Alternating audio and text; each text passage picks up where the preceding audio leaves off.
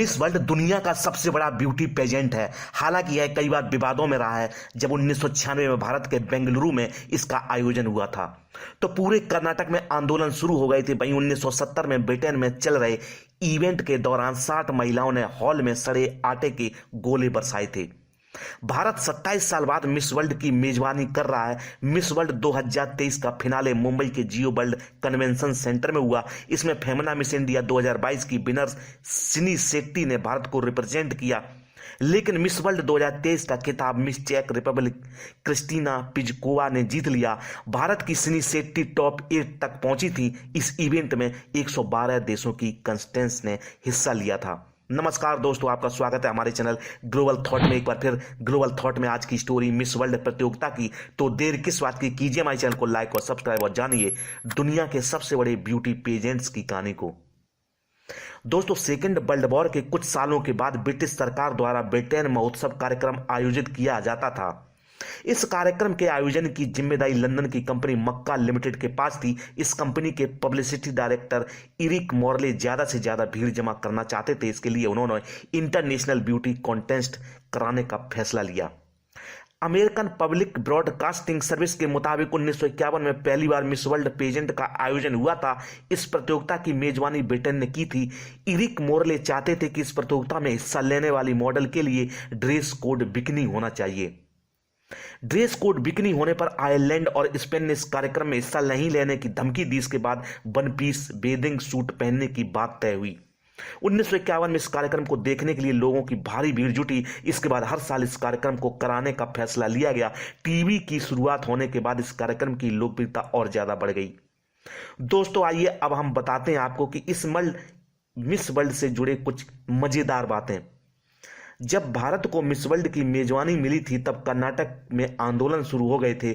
1991 में लिबरलाइजेशन के बाद भारतीय बाजार तेजी से बढ़ रहा था। जब दुनिया के बड़े ब्रांड भारत में अपने बिजनेस को जमाना चाह रहे थे, इसी वक्त 1994 में ऐश्वर्या राय और सुष्मिता सेन ने मिस वर्ल्ड और मिस यूनिवर्स का खिताब जीता था। भारत में ये 2 अवार्ड आने के बाद मिस वर्ल्ड की पॉपुलैरिटी देश में और ज्यादा बढ़ गई थी।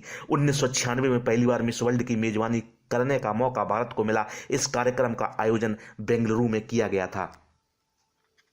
मीडिया स्कूल में एसोसिएट डीन राधिका परमेश्वरन ने रिसर्च के बाद एक article global media events in India contest over beauty gender and nation के नाम से लिखा। इसमें उन्होंने लिखा कि भारत में होने वाले मिस वर्ल्ड कार्यक्रम के जरिए साबुन बनाने वाली कंपनी से लेकर क्रेडिट कार्ड की कंपनियों ने अपने खूब प्रचार किए। जैसे ही बेंगलुरु शहर में मिस वर्ल्ड प्रतियोगिता के आयोजन का ऐलान हुआ, कर्नाटक में 2 तरह के आंदोलन शुरू हो गए। एक तरफ फेमिनिस्ट महिलाओं का कहना था कि इस तरह की सौंदर्य प्रतियोगिता से बड़ी संख्या में महिलाओं को नीचा दिखाने की कोशिश होती है। महिला जागरण संगठन की अध्यक्ष आर शशिकला ने धमकी दी कि अगर हम मिस वर्ल्ड को रोकने में विफल रहे तो हम आत्मदाह कर लेंगे। 500 से ज्यादा महिलाओं ने विरोध में सड़कों पर मार्च निकाला था। वहीं दूसरी तरफ कुछ लोगों का कहना था कि इस तरह के कार्यक्रम से समाज की संस्कृति और सभ्यता खतरे में पड़ जाएगी। मिस वर्ल्ड को पूंजीवादी ताकतों का कार्यक्रम बताते हुए कर्नाटक किसान संघ के अध्यक्ष एमडी नजुदास स्वामी ने इसे रोकने की कसम खा ली थी। नजुदास स्वामी ने कहा था कि आयोजक नहीं माने तो कार्यक्रम के स्टेज को आग के हवाले कर दिया जाएगा। कर्नाटक के मुख्यमंत्री जेएच पटेल ने हालात की गंभीरता को देखते हुए केंद्र सरकार से 10 करोड़ रुपए की मदद मांगी। प्रदर्शन इतना ज्यादा उग्र हो गया कि आखिरकार मिस वर्ल्ड में होने वाली कई तरह की प्रतियोगिताओं में से एक स्विम सूट को बेंगलुरु की बजाय सेशेल्स में कराया गया। दोस्तों, डेक्कन हेराल्ड की रिपोर्ट के मुताबिक बॉलीवुड के सुपरस्टार अमिताभ बच्चन ने 1996 में एबीसीएल के नाम से एक कंपनी बनाई थी। इसी साल उनकी कंपनी को मिस वर्ल्ड प्रतियोगिता को कराने का जिम्मा मिला था।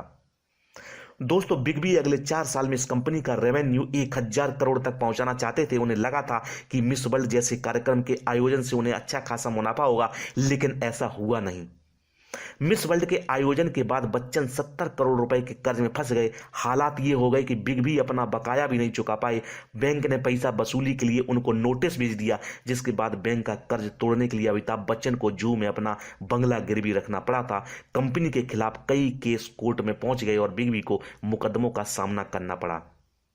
इसके बाद अमिताभ बच्चन की कंपनी ABCL के बैनर तले कई फिल्में भी बनी, लेकिन उनमें से कई फ्लॉप हो गई। इसमें उनकी कंपनी और ज्यादा कर्जे में डूब गई। 1999 में ABCL का कुल कर्ज 90 करोड़ हो गया था। उन्हें इस कर्ज से बाहर निकालने में सबसे बड़ा हाथ अमर सिंह और धीरूभाई अंबानी का था।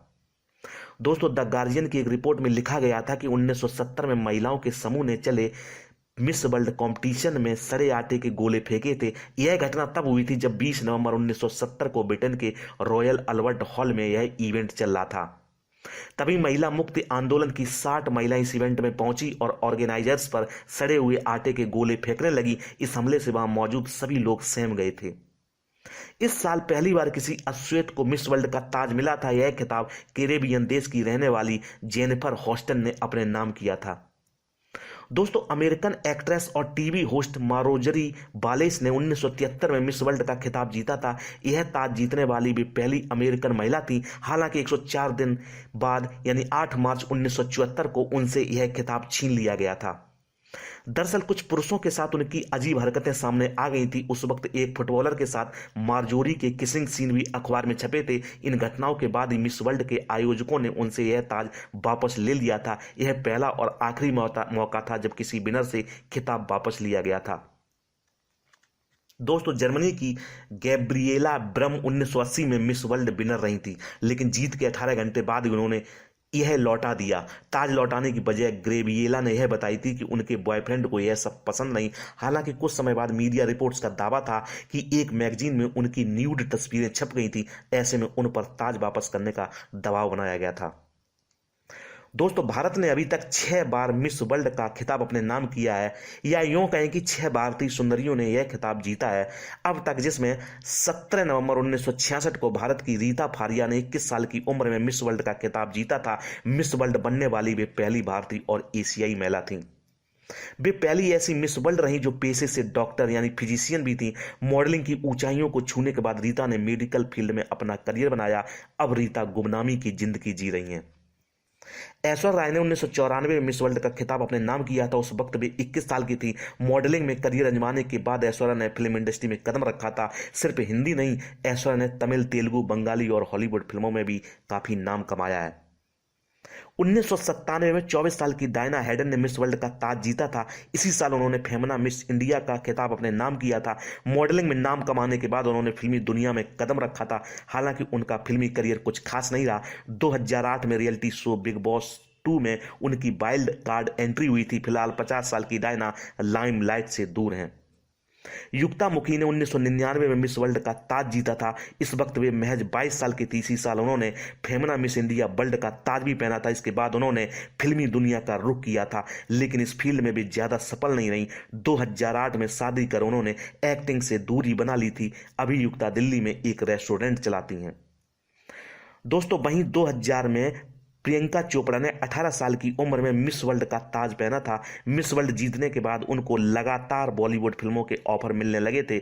बॉलीवुड में नाम कमाने के बाद प्रियंका अब इंटरनेशनल स्टार भी बन चुकी हैं।